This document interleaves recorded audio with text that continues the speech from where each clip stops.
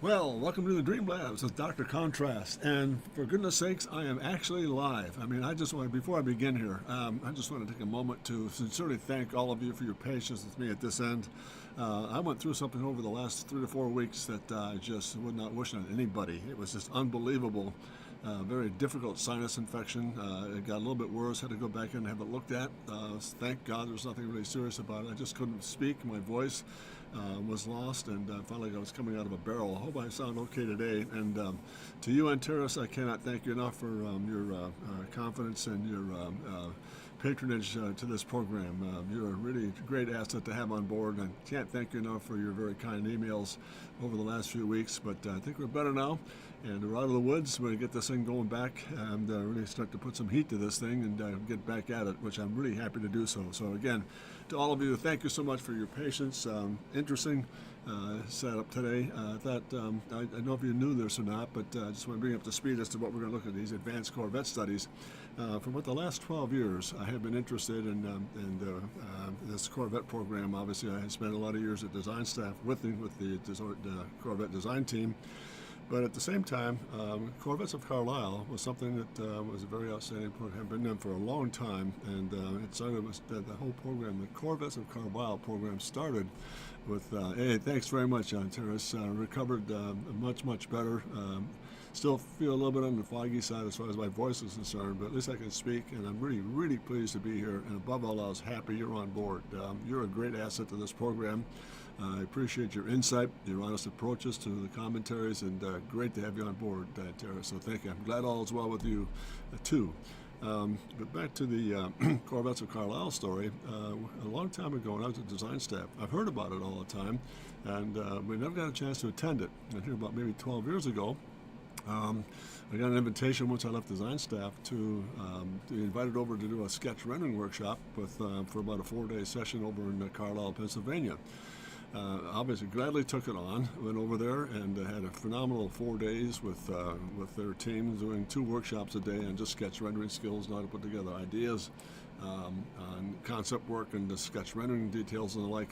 And when I went through all that, just amazing at the end of it all, people were coming up afterwards. I was just doing really rough thumbnail sketches, ideation, here's how it created this, here's how the volumes are, here's how proportions mean, just simple things in the design process. And individuals would come up after me, the presentations, and want to buy the sketches. And I just told them politely that as best I could, that diplomatically speaking, I can't sell these. These are under the ownership now of Lance Miller and his group with Carlisle. However, you can make a contribution to his father's foundation. Chip, and my sadly story here that Chip, Lance's father, established it back in Hershey, Pennsylvania. And then they moved from Hershey to Carlisle. They purchased a big, large fairgrounds area, and it's been handling there ever since for a long period of time. So back to the end of the sessions at Carlisle, when I first started to attend there, people would come up afterwards and ask if they could buy the sketches. And I said, well, I just can't do that. I'm not liable to do that. This is the ownership of Lance and his team now. But you can make a contribution to the Chip Miller Amadiliosis Foundation. His father sadly passed away from cancer, but Lance established this foundation for his dad. So I was shocked, literally shocked, but grateful at the same time for people who would come up afterwards and offer their funding. I think on the average, every sketch I did, I averaged about $1,000, just an 18 by 24 rough pencil sketch like this. Or the foundations, and I've been doing that for the last 12 years. Not for that, just to get out there and experience what they do from day to day at Carlisle is absolutely phenomenal. And unfortunately, this year I was not able to attend because of the illness and also my grandson's wedding in Chicago. But we got back, and all of a sudden that sinus thing hit. And man, it didn't talk about knocked me out. But anyway, we're back up to speed now. And what I thought I'd do, these are some of the sketches I sent out. I sent about 12 sketches out before I left. To Carlisle, and this is a large format sketches, so I might have to slide them over a little bit, so bear with me. But I thought I'd give you a little bit of insight as to some of the sketch rendering stuff that we send out there to the Carlisle group for auction for the foundation, and then show you a little bit of how I start the process and begin to take it from step 1 to step 2. Not a finished rendering, but just the process side of it all. So These were done for the foundation, and let me put this out of the way for a second here. Let me get my stuff organized. There we are. These were sent out to the foundation. This is just a little quick profile sketch and a front-end study of this CRX series, the Corvette, new body language coming down the line for Corvette. Any commentary along the way, please feel free. Please just tune in, let me know what you think. Little elevation study. These are really fast pencil sketches done on about 12 by 36 size to be sent out there. And what they do is put on the dinner on Saturday evenings. They have a big foundation dinner, and they put these sketches up for auction. So I'm waiting for the total now. I usually average about maybe $12,000. I send about, every year I send about 12 sketches out there. So the average has been very good for the foundation, so I'm really pleased about that. So this is page one, and I just let me slide this over a little bit. There's another series, family of sketches here. There's a couple of little interior study and a real quick elevation of that same process here. So again, this is like phase one. Sent it out there. Pardon me. Little interior study.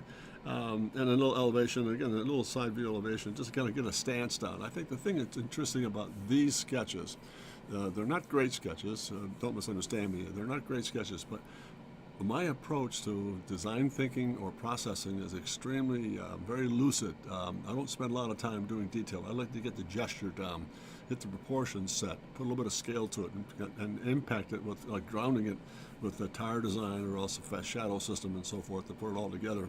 So these are very quick in that format. So this is the first one I sent out there, one of three. This is the second one we did.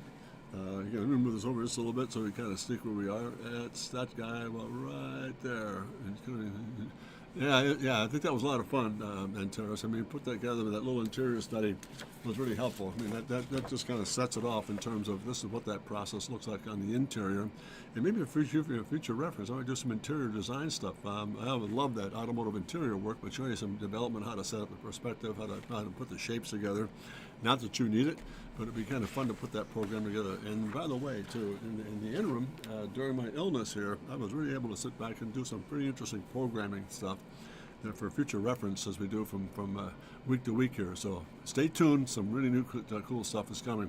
This is plate 2. Again, notice, really, let me just shift this a little bit. There's a front 3/4 study, and this is interesting down below. I always like to start with just very loose sketches like this. Let me just point that out in my pen. Just little sketches like this, kind of get a theme down. I mean, the roll system, rails in tap, and then slow, a very quick, fast upper. And that's not glass, that's just a little fender return. But thinking like that really helps to kind of put some pieces together here. So this is phase 2 of where we are here. And that little theme sketch from there, move to this, and then let me show you the rest of these studies along the way here. Just going to move this plate over. And let's kind of shift this down. There's another series of little thumbnail empathic sketches that kind of gave me some inspiration of how to put the process together. Notice again, not a lot of detail, just a lot of hopefully looking for proportions, stance, gesture, all the things that are important in terms of putting together any given design process, whether it's transportation, product design, interior space design, or interior and architectural studies. It all comes down to getting the theme down, or putting your passion into your sketches. And I think that's the one thing that I was taught at the Center for Creative Studies in Detroit. Well, pardon me again. And also when I went to design staff, but the whole idea of getting an emotional sketch down, not being rigid with it, but very lucid and very general. So these are new concepts. Yeah, this is almost going into almost like a, I would say probably spearheading it here in Terrace, maybe about 12 years out, going into maybe the 30s, into the 40s, early 40s, about the next generation for footprinting the Corvette design language. Trying to keep some of the same blend, some of the overall form here, but I think the C8, to me, the C8 was a real groundbreaker because we had to do something to get away from the same old tired double bubble body style that was available at the Corvette for about, no, goodness, about 15 years, 12 years at least. Then we moved to the C6. I was the chief designer on that program, so we kind of had some broke through some paradigms there. A lot of neat things happened on that C6 program, which opened the door for the 7, a little bit more aggressive. And then all of a sudden, but for years, I can tell you this without any reservation, when I was at design staff, we worked 30 years of time. I was there for 15, but prior to that, there was 15 years of development time to get Corvette into midship categories to compete with the European manufacturers like Lamborghini, Maserati, Ferrari, etc. And you name it. But the management, the design staff would just not budge. And John DeLorean was my boss at that time for about a period of 2 years.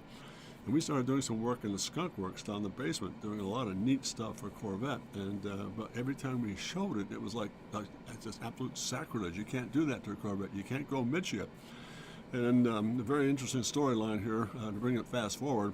When Bob Lutz became the director of North American operations, we started again down in the skunk works doing a program called the CX-878, which became the Paris four-rotor Corvette. And I was the chief designer on that with Jerry Palmer.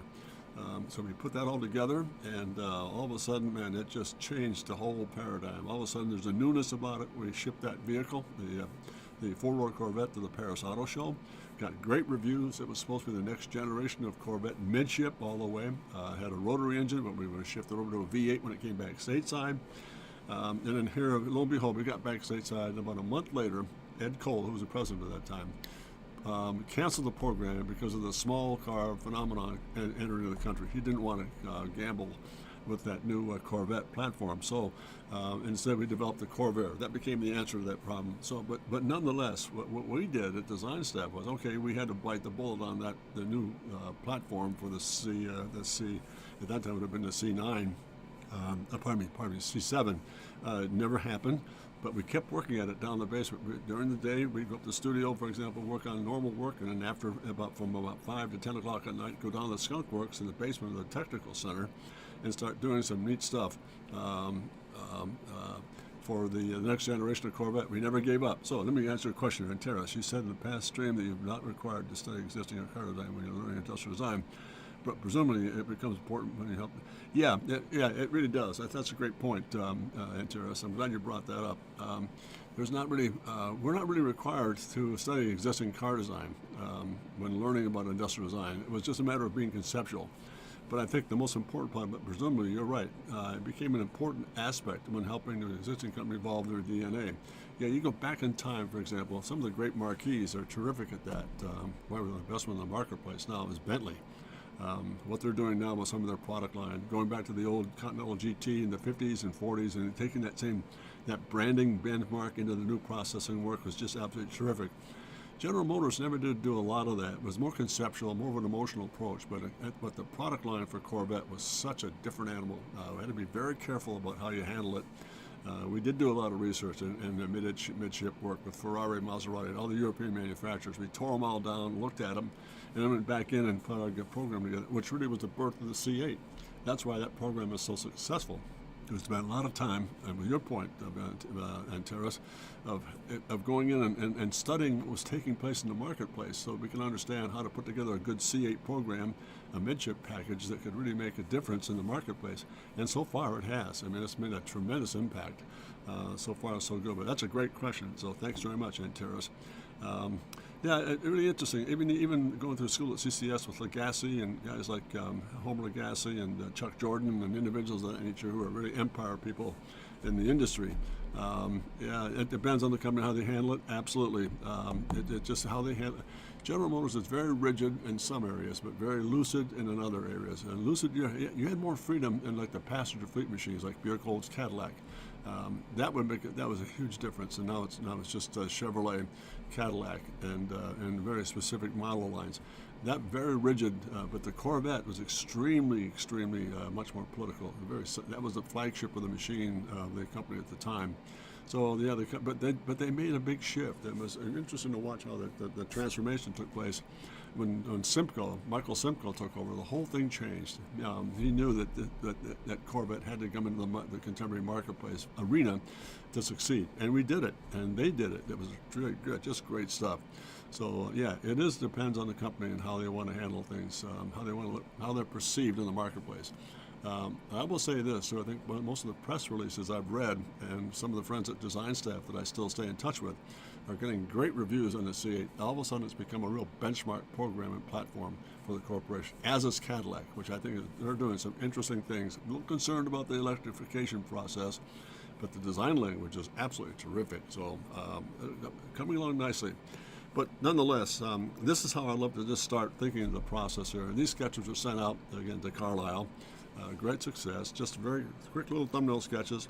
This Prismacolor pencil, a little bit of color added, a little bit of pastel wash in the background to kind of tune things down a bit.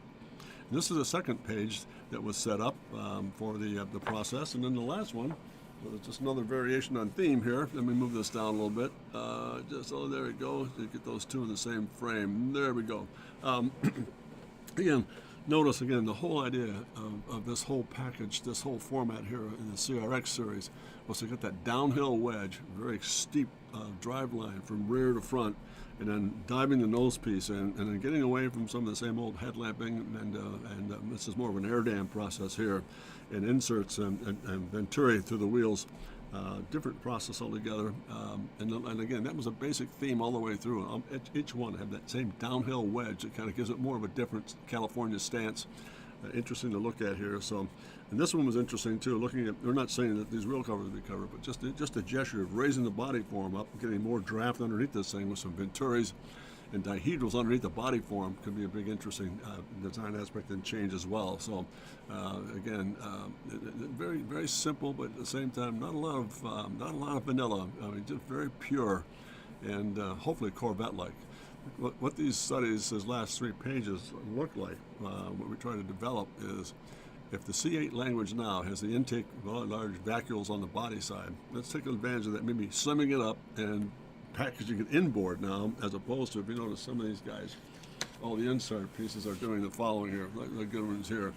Now instead of having the body side out here with the intake, now it's coming underneath and through the front end, through the body form, into the rear end area, and then become much more streamlined, less bulky, but still has that same package gaudy look to it. So hopefully that's going to be part of the language as things move ahead. The last study here, again, side elevation. Notice again, very low slope and long windshield to kind of give that thing so much more of a stretched appearance to it as far as design goes. And the last 2 sketches we'll show you here along the way here are just a series of little, almost like a like a boat tail or a speed tail process where you extend the rear end in this thing. Not really a big fan of that, but it's another approach to look at it. And again, notice that same intact here, driving the intakes inside the body form, a little more fluid looking, very low profile in the upper, and really bulky looking machine here in terms of wheel stance. Again, notice again, a little thumbnail sketch here to show us how this helps us determine, oh, I lost my pen again. There it is.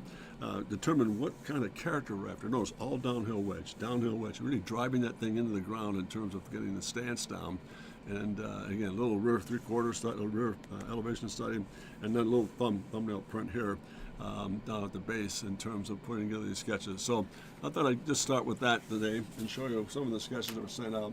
There's just three of a total of 12 that I sent out to Carlisle for the auction. But I thought, we'd bring this plate into play here. This is how I typically start a process here. Notice, real loose ballpoint pen sketches.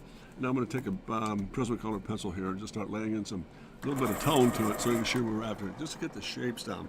First thing is first, let's come back in here and just get a little bit of this, put this in place. Just kind of frost it in.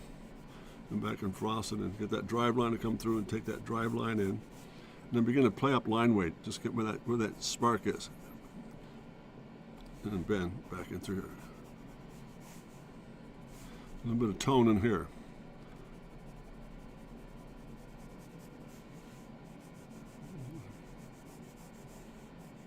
Back to far side tire. Ground shape. Get this thing grounded just a little bit. And if you don't mind, I'm going to stand up for a bit here, just to kind of crank at it here. So a bit of weight in this thing.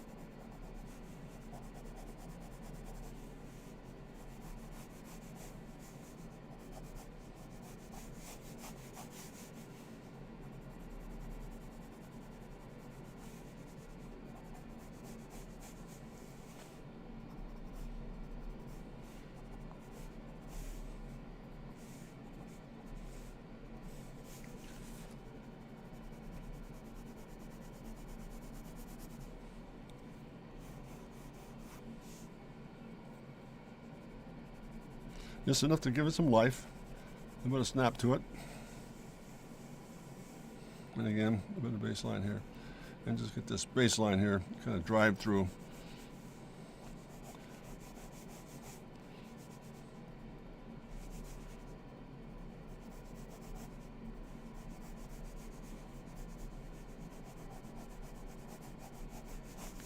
There's a little thumbnail study here.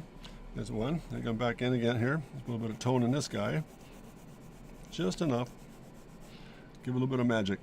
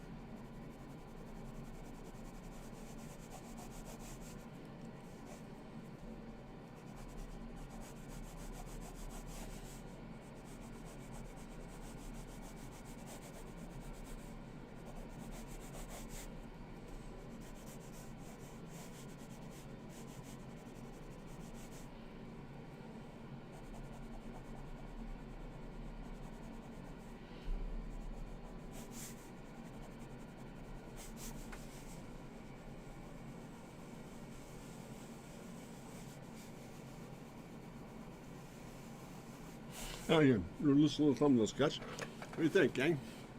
What do you think, Terrace? Making sense? It's just very loose, just putting enough graphics down to lay the thing in shape and getting some character behind the form itself. So, any commentary at all so far?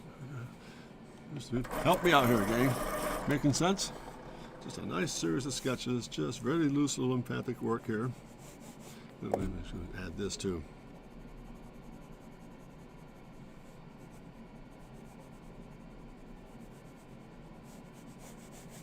That's that. I'm gonna make sure we get this guy here. Here we are. Dark accents and heavier lines. Yeah, the dynamic and alive. You know, just kind of give it a spirit. I think that's a great point of reference here, Antares. You take a simple sketch. Sometimes renderings can get really kind of stoic, very stiff. I mean, I'm not a fan of that.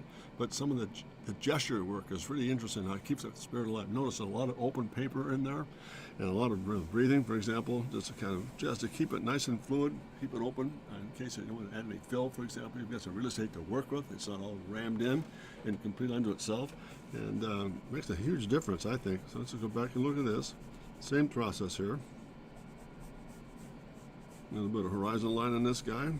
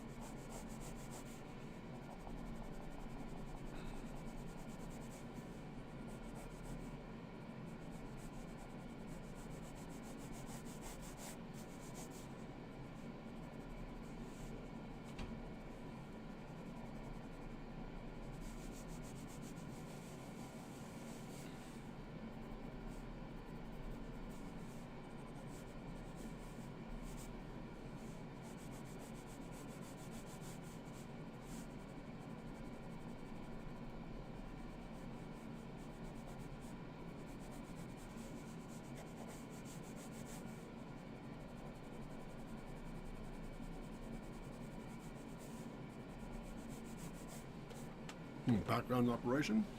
I'm going to stand up again here for a moment.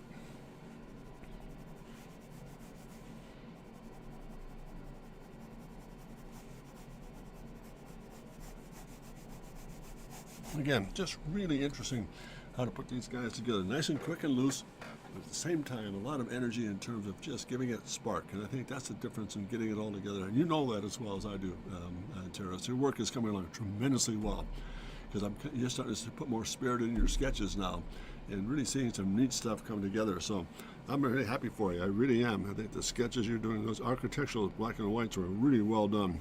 So keep at it, man. My man, you're doing really cool. So let me just sharpen these guys up a bit here. Again, this whole idea today is just to get into a process of showing you how I began to put and there's one little sketch up on top here. Let me just show you just a little, if I can drop this down just enough to kind of give you a glimpse right there.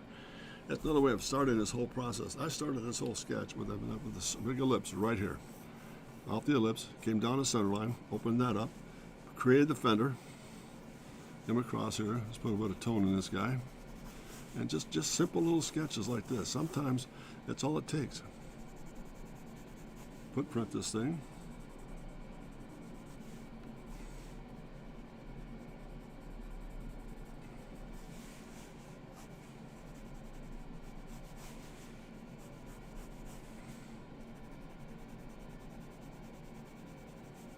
You get into the line weight.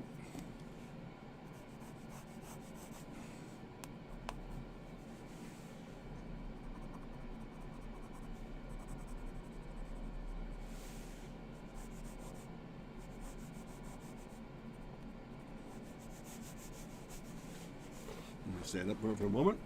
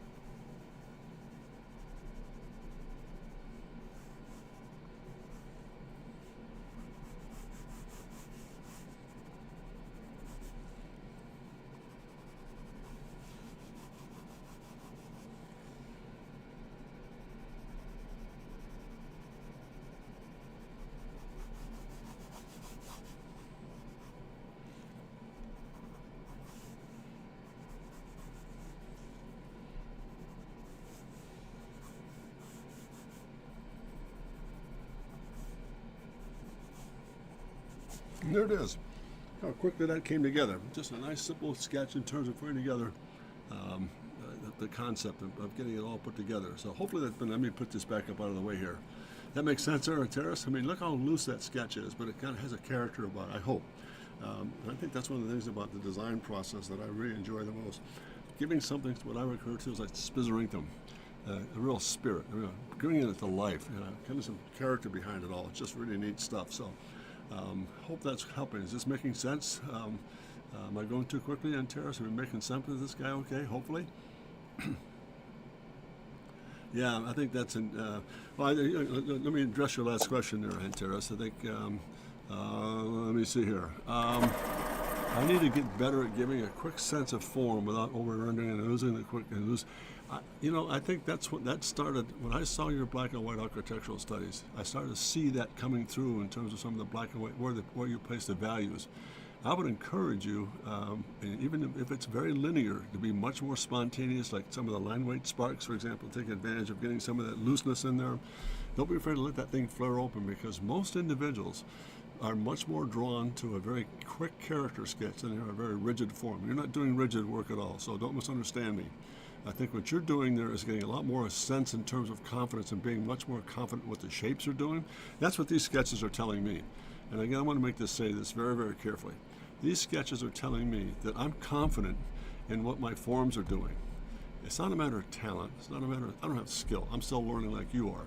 But it's understanding what the forms are doing and where to place the emphasis, where to put the darks, where to put the lights, where to leave the light source alone. I've always said too that a good sketch, if this helps you at all, Terrace, a good sketch, whether it's a final rendering, pardon me, a final rendering, or a thumbnail study. Oops, I hope I haven't lost my, oh good. Ooh, I lost it, but I sped it out. There we go. But a good sketch should be have three parts to it. Number one, 25% sketch. Number two, 25% medium. 50% paper. Let the paper work through it. You can always come back in and fill through it.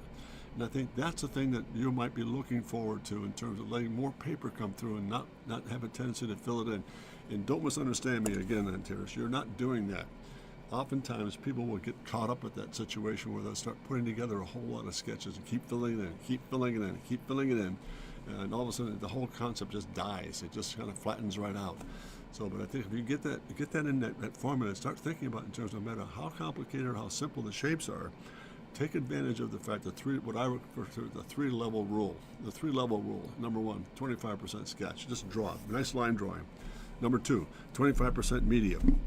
50% paper. All of a sudden, it just all comes together. Let me just put this down just a bit. That's a good example. This one right here, all of them are, but that one, look how much paper is involved there. I'm allowing the viewer, like yourself, in others, to come right back in and just begin to develop, oh, is that doing this? Is that doing this? And it invites a lot more characterization and invitational questions and concerns to the viewer. So let me just do this, and that's an old family, so let me just before I leave out of this thing, let's do this.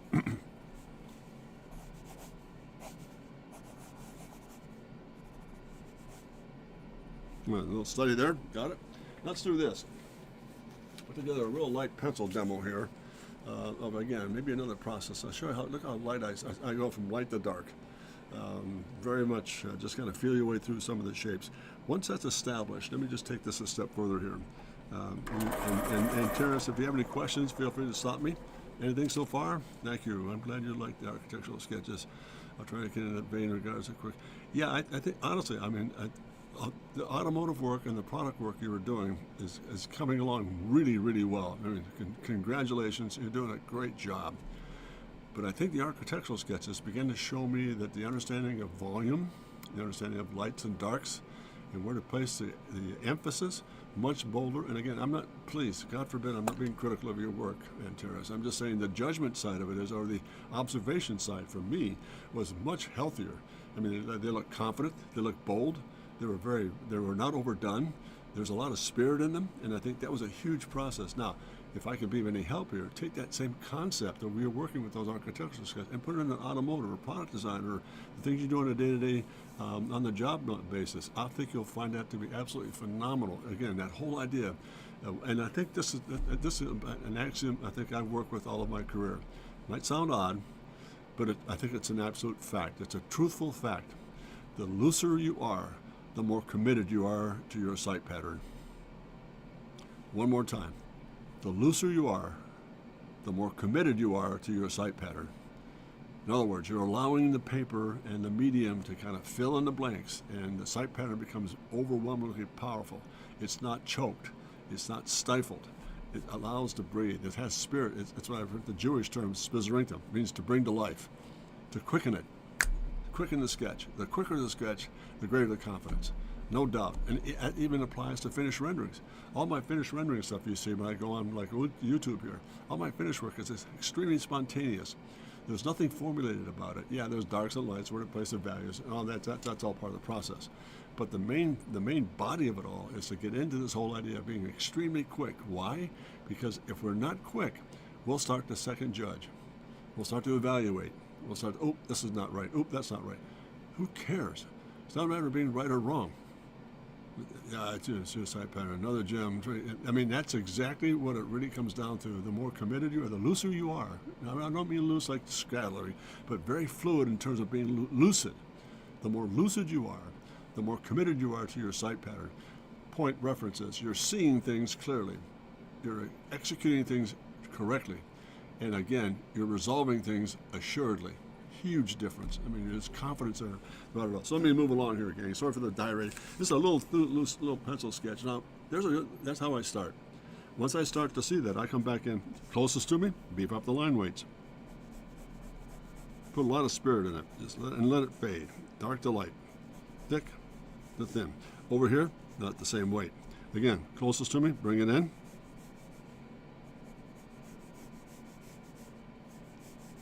Again, toning things in. The glass, turn the paper.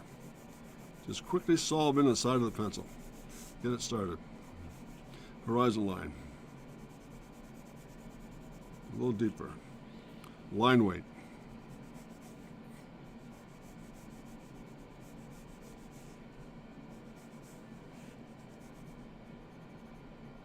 Intake.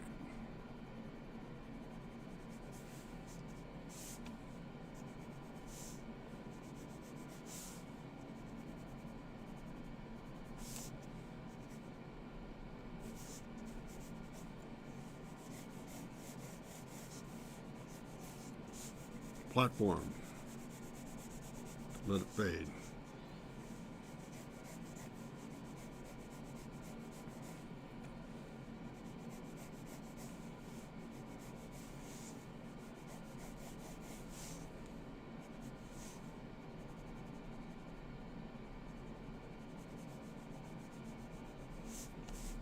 Pardon me as I rotate this guy.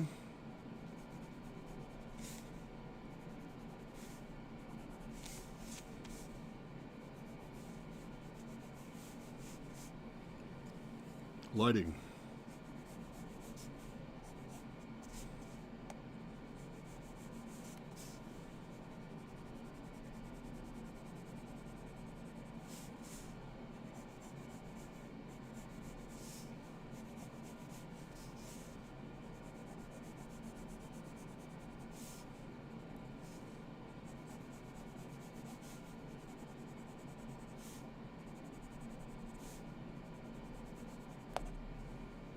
Whoop. Get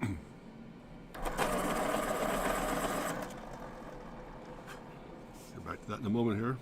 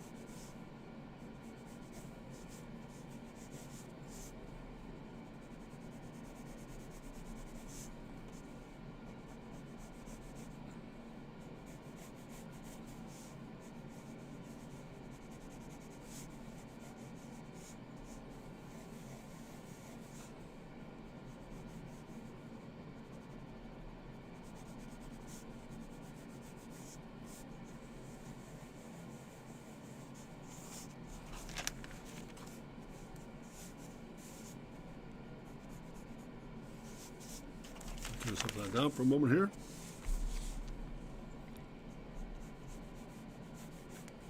Okay, that's that guy. What do you think?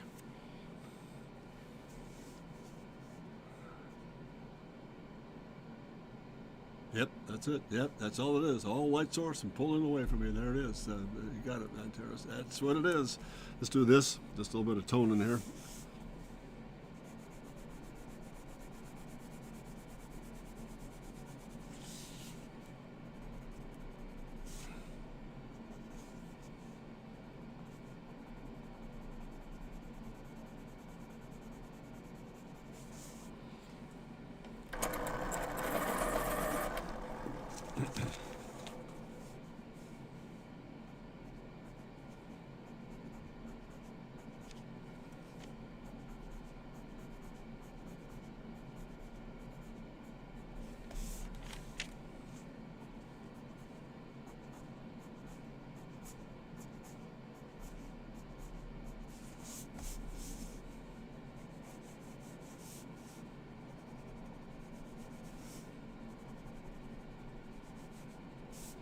There you be. There she is. Got her. What do you think? Makes sense? Just a nice, again, notice all the family, all those shapes are almost the same set of circumstances. They're all very fluid, very light-handed. Come back in there and just get a little more.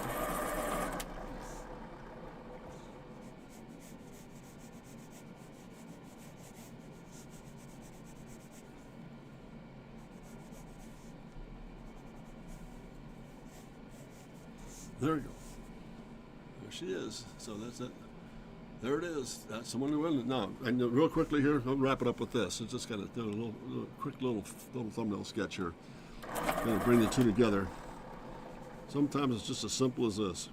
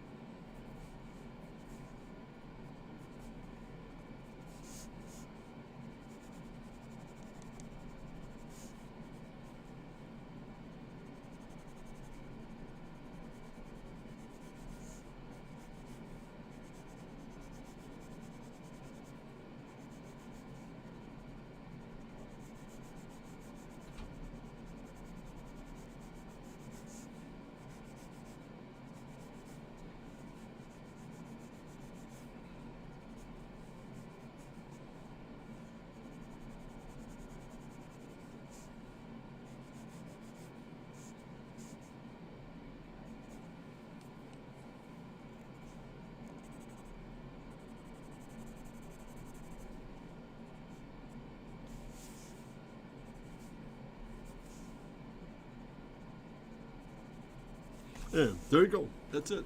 Got it. High-end rare views always have a great attitude. I like the ones you all do. Yeah, that's that. They're high tail.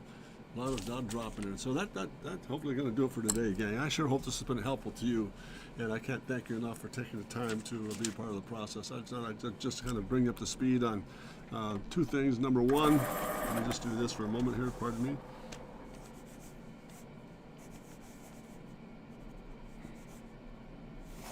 Number one, I cannot thank you enough for taking the time to join me today. A lot of fun putting this stuff together here. Interesting to kind of look at the sketches we're looking at. Again, I try to concentrate on just basically, get this out of the way, on just a skeleton of how to put together themes and how to develop certain shapes without getting into a lot of flattery and overworking it, keeping it very spontaneous and spirited. So any closing commentary there, Antares? I really thank you for taking the time to be with us here. It's been fantastic, really terrific. So far so good. And I can't thank you enough for taking the time, really. I mean, it's great to have you on board. Your input has always been very helpful, extremely valuable.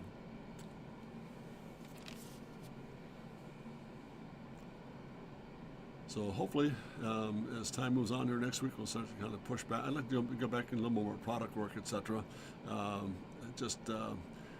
Product work, maybe some little thumbnail sketches, and get into some automotive work and some interior space work. I'm going to change it. I mean, one thing I did notice about the last few weeks with my illness, I had a chance to really sit back and review where I wanted to take this thing, and I've really got a good, I think, a good plan put together for keeping things interesting, keeping the mix involved with a variety of different disciplines, and I'll keep you up to speed. There's some sketches or some programs I'm working with now that once I get the feedback from my client base to show them, I'll put them on the air as well. So really thank you again for the time. And that's Antares. Hope he privileged to watch these mess. Well, I'll tell you what. It's a privilege to have you on board, Antares. I mean, I really enjoy your skill set. I've enjoyed the friendship and the fellowship here. Your commentary has always been very helpful, greatly appreciated, and I've always respect the fact you're honest at all costs, and I think that makes a huge difference. And once again, if I can be of any help to you, not that you need it, but if there's some things, for example, that I can be of assistance to you on, I'd be more than happy to help you at any given time. So drop a few notes here every now and then about what things you might want to look at, and I'd be more than happy to do the best I can to help you. And I would love to see some interior stuff. Thanks again. Interior space, interior in terms of automotive interior, or interior space architectural. Then I can put together a program for you. What do you think? Is it interior for automobile design? Happy to do that too.